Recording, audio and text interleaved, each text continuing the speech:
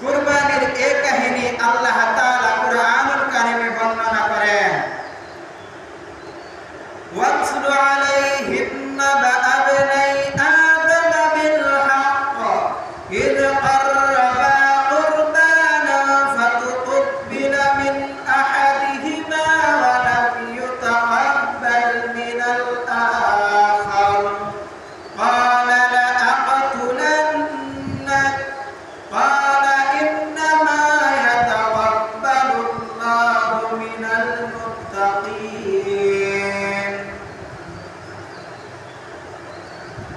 আপনি তাদেরকে আদমের দুই পুত্রের বাস্তব অবস্থা পাঠ করে শোনান। যখন তারা উভয়ে কুরবানি করেছিল তখন তাদের একজনের কুরবানি কবুল হলো আর অপরজনের কুরবানি কবুল হলো না। তখন সে বলল, আমি তোমাকে অবশ্যই হত্যা করব। সে বলল, আল্লাহ ধর্ম বিরোধের পক্ষ থেকেই তো কবুল করেন।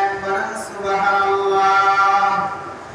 লাইন বাসাত্তা ইলাইয়া ইয়াদাকা লিতাকতুলানি মা আনা বিবাসিতি ইয়াদিয়া ইলাইকা লিআকতুলাক ইন্নী আখাফুল্লাহ রাব্বাল আলামিন।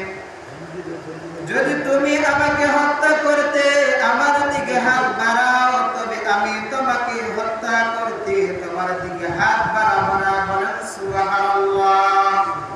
কেননা আমি বিশ্ব জগতের পালনকর্তা আল্লাহকে ভয় করি। সুবহানাল্লাহ।